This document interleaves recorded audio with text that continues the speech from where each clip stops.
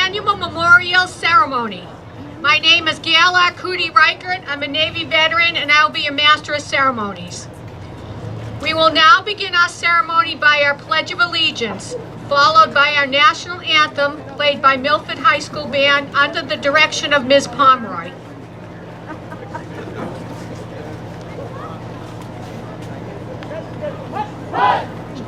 I pledge allegiance to the flag of the United States of America and to the republic for which it stands, one nation, under God, indivisible, with liberty and justice for all.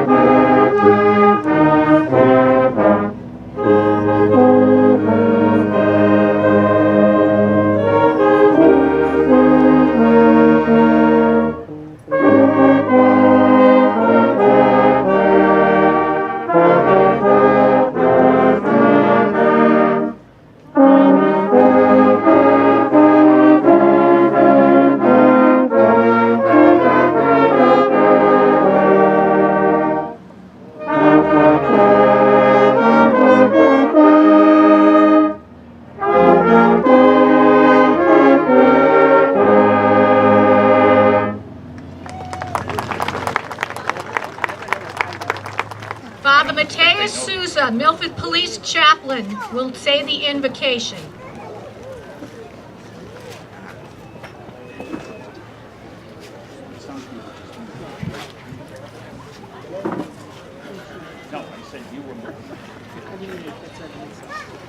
Lord God, Almighty Father,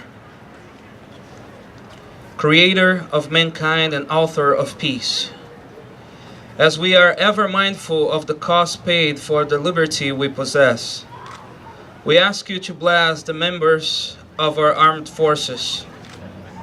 Give them courage, hope, and strength. May they ever experience your firm support, gentle love, and compassionate healing. Be their power and protector, leading them from darkness to light. We also pray for our Commander-in-Chief, President Donald Trump, and our political and military leaders, that they may tirelessly seek peaceful settlements to international disputes.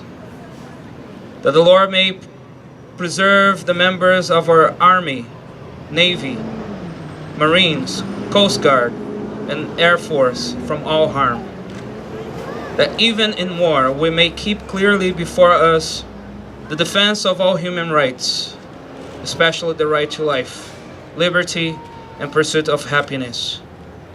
That the families, relatives, and friends of our military members may be strengthened in this time of concern and anxiety. That the Lord may help families with men and women in the armed forces to cope with daily challenges in the absence of their loved ones. That our homeland will be preserved from violence and terrorism. That the nations of the world will seek to work together in harmony and peace. That the hearts of all men and women will be moved by pursue true peace and justice. The violence may be overcome by peace. The weapons of destruction be transformed into tools of justice, and hate give way to true charity. The grateful for and inspired by those veterans who have given their lives for our country, we may bravely face the challenges ahead. Amen.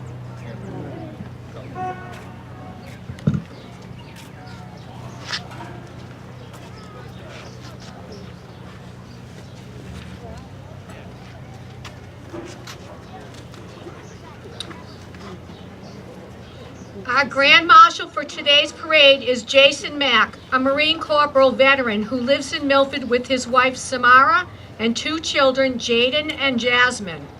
Jason, would you please stand? We thought it was only fitting to honor Jason as our Grand Marshal because of his dedication in raising approximately $1,500 in order that we may line our parade route with flags on the telephone poles. Please take notice the next time you are on Main and East Main Street. We all thank you, Jason, for this wonderful accomplishment.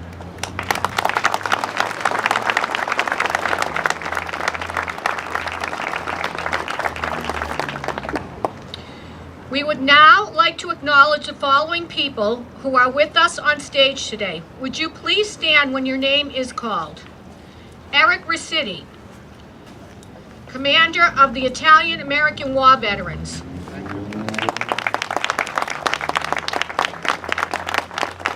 Tom Dwyer, Commander of Lawrence Herron Disabled American Veterans.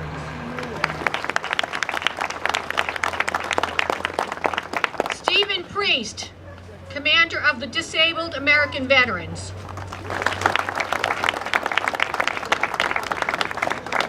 James Weber, Commander of the American Legion. Stephen Petak, Commander of the Veterans of Foreign Wars. Chairman of the Board of Selectmen, Michael Walsh.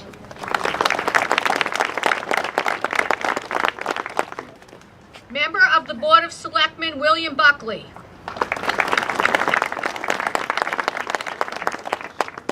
Member of the Milford Board of Selectmen, William Kincaid. State Senator, Ryan Fatman.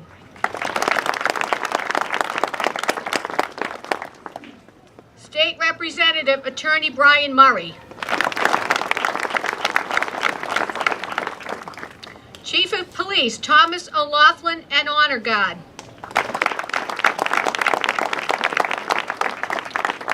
Veterans Agent John Pillar.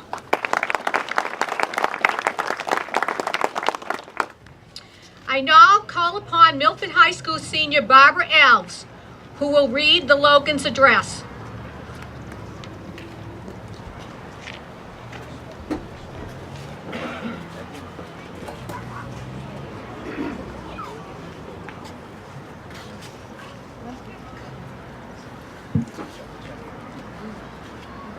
The 30th day of May, 1868, is designated for the purpose of strewing with flowers or otherwise decorating the graves of comrades who died in defense of their country during the late rebellion, and whose bodies now lie in almost every city, village, and hamlet churchyard in the land.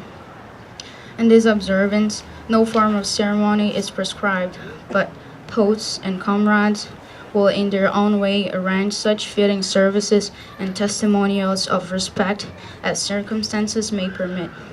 We are organized comrades, and our regulations tell us for the purpose, among other things, of preserving and strengthening those kind and fraternal feelings which have bound together the soldiers, sailors, and Marines who united to suppress the late rebellion. What can aid more to assure this result than by cherishing tenderly the memory of our heroic dead, who made their hearts a barricade between our country and its foes. Their soldiers' lives were the reveal of freedom to a race in chains, and their deaths the tattoo of rebellious tyranny in arms. We should guard their graves with sacred vigilance, all that the consecrated wealth and toils of the nation can add to their adornment and security is but a fitting tribute to the memory of her slain defenders. Let not wanton foot tread worthily in such hallowed grounds. Let pleasant paths visit the coming and going of reverent visitors and fond mourners. Let no vandalism or avarice or neglect, no no ravages of time testify to the present or to the coming generations that we have forgotten, as a people, the cost of free and undivided republic. In other eyes grow dull, and other hands black, and other hearts cold, in the solemn trust ours shall keep it well as long as the light and warmth of life remain to us. Let us then, at the time appointed, gather around their sacred remains and garland the passionless mounds above them with the choicest flowers of springtime. Let us rise above them, the dear old flag they saved from dishonor. Let us, in this solemn presence, renew our pledges to aid and assist those whom they have left among us. A sacred charge upon nations' gratitude, the soldiers and sailors, widow and orphan. It is the purpose of the Commander-in-Chief, to inaugurate this observance with the hope that it will be kept up from year to year, while a survivor of the war remains, to honor the memory of his departed comrades. He earnestly desires the public press to call attention to this order and lend its friendly aid in bringing it to the notice of comrades in all parts of the country, in time for simultaneous compliance therewith. Department commanders will use every effort to make this order effective, by order of John A. Logan, Commander-in-Chief.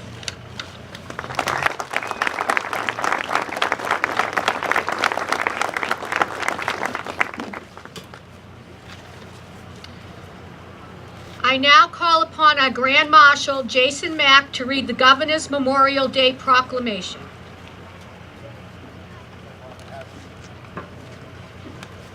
A proclamation. Whereas, while the nation was still recovering from the horrors of the Civil War, people in cities and towns across the country gathered to honor those Union and Confederate soldiers who had given their lives, celebrating the first Decoration Day. And, whereas, after World War I, the nation came together again to honor those who had fallen in the service of their country. Renamed Memorial Day, the last Monday in May is when people remember and honor the memory of all the men and women who fought and died in all American wars and conflicts. And, whereas, throughout our country's history, thousands of Massachusetts citizens have fought in wars and conflicts to defend our safety and way of life. And, whereas their legacy of patriotism and dedication to country is an inspiration to all Americans. And, whereas it is appropriate that all Massachusetts citizens remember the bravery of those who gave their lives, so that their sacrifices serve as a reminder of the cost of our freedom. Now, therefore, I, Charles D. Baker, Governor of the Commonwealth of Massachusetts, do hereby proclaim May 28, 2018 to be Memorial Day.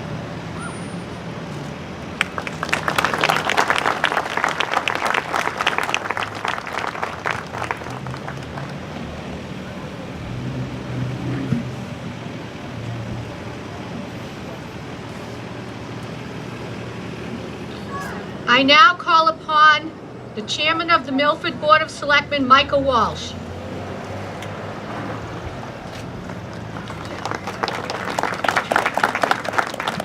Good morning. I guess they raised the mic for me. Thank you, John.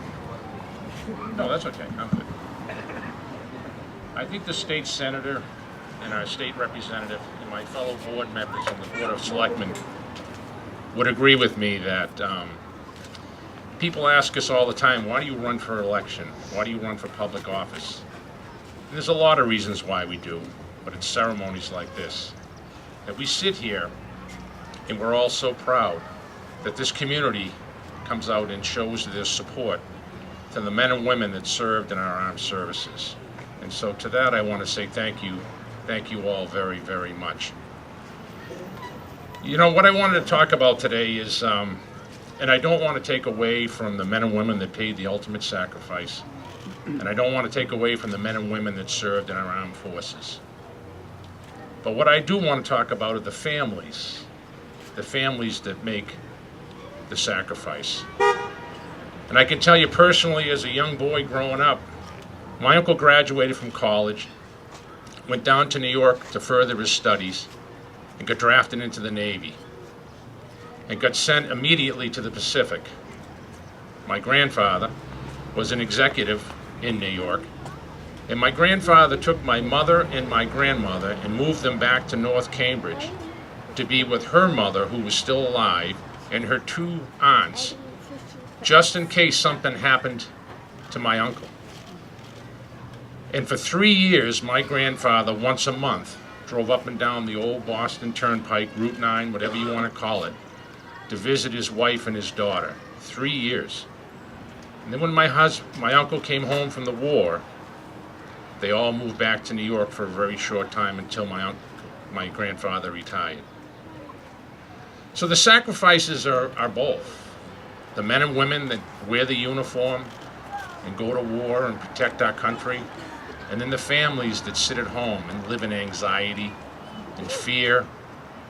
And so I think we need to all take a step back and say, not only want to say thank you to the men and women that serve in the armed services and keep this great nation of ours safe, we also need to take a step back and say thank you to the families that allow those people, those men and women, to serve this great nation and live at home and worry and worry. And so I would ask all of you today, just take a moment and say thank you. Thank you to the families that gave somebody to the military and sat at home and lived in fear, and lived in worry, waiting for that person to come back from serving our great nation. And again, I want to say thank you. Thank you to all of you for coming out today. Thank you.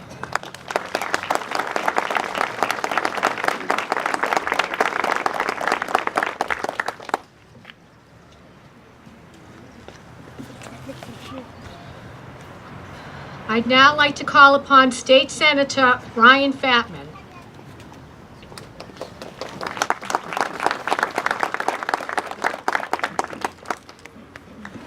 Good afternoon.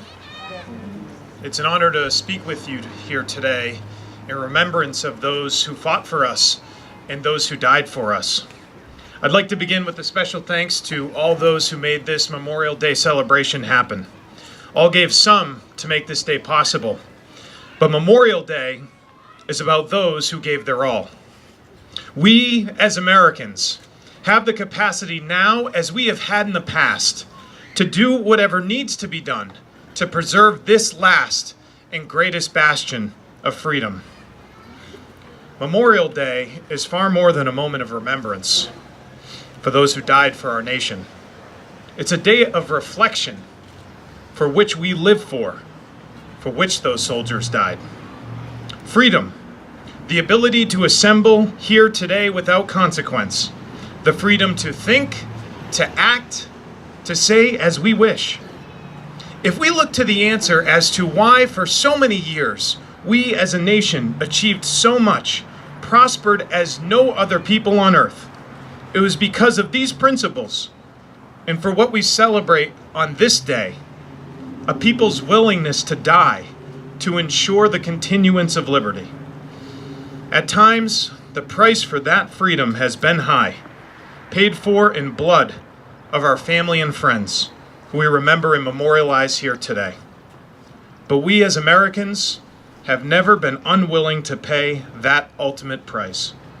Freedom and dignity of the individual have been more available and assured here than any other place on earth, because of our soldiers, which is why we the living must rededicate ourselves today to their unfinished work. So those who fought for us and those who died for us so selflessly strived. Because of those fallen that we memorialize here today, we have come so far and we have seen so much as a nation. But in their memory, we have more to do. So today, let's continue living for those who died for us, so that we may be here today. Thank you very much.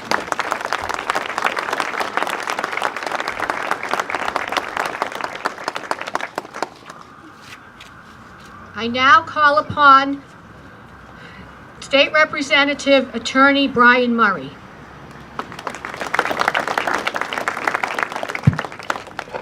Thank you very much. It's an honor to be here today. This is always one of the more special events, I think, for our community.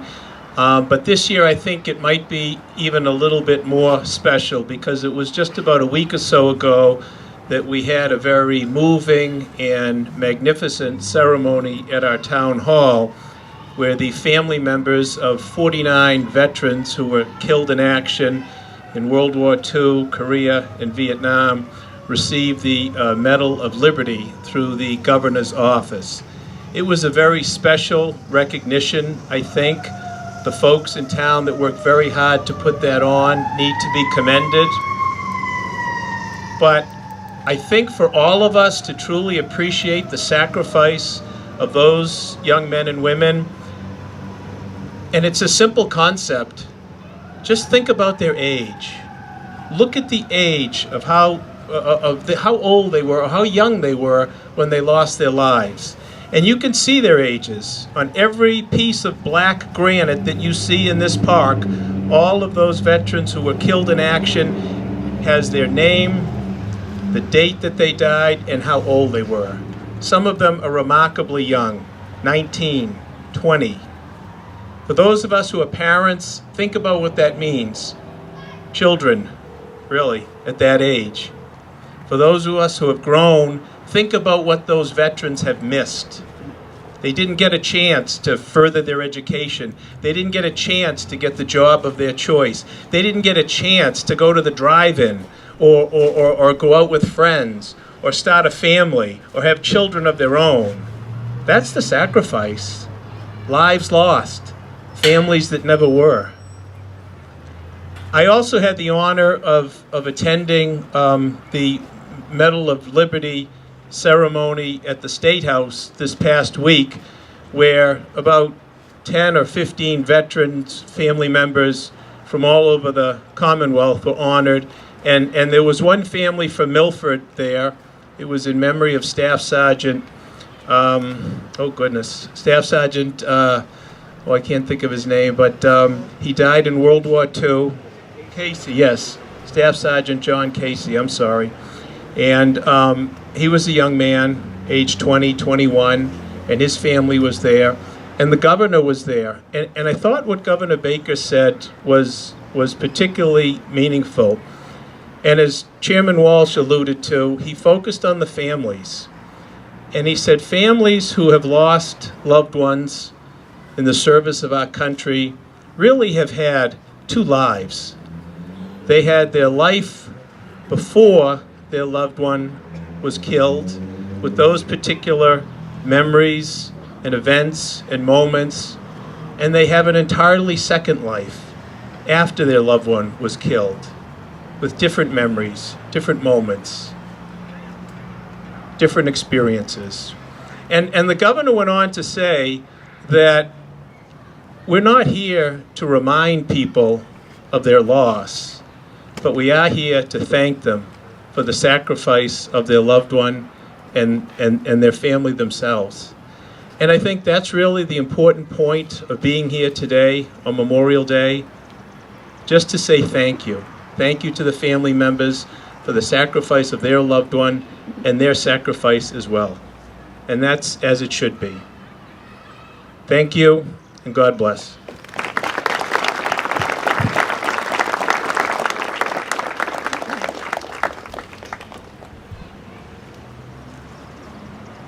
I now call upon Father Sousa for the closing prayer.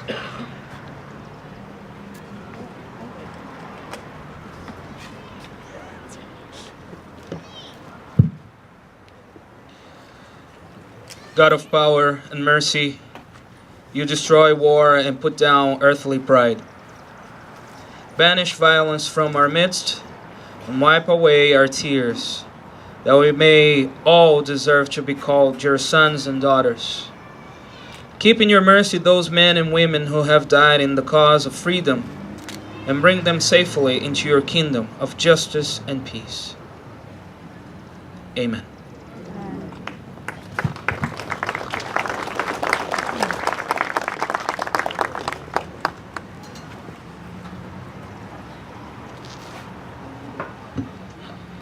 In closing, we would like to thank Amy Donahue and her family, along with all the scouts, their parents, and leaders, for the great and wonderful job they do flagging over 2,500 veteran graves over the Memorial Day weekend.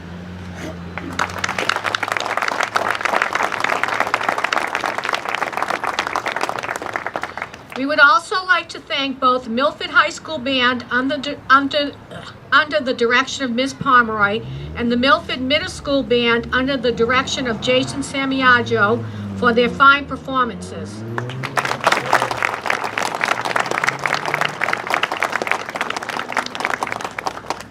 And last but not least, we would like to thank all of our parade participants and spectators for supporting our veterans who we are honoring at these events.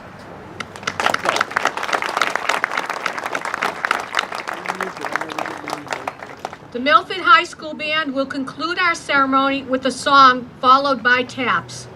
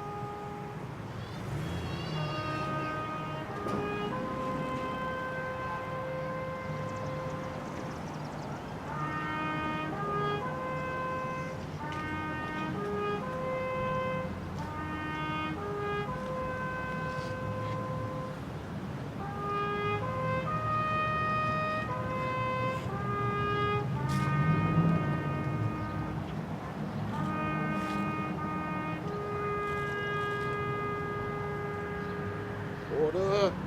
Halt.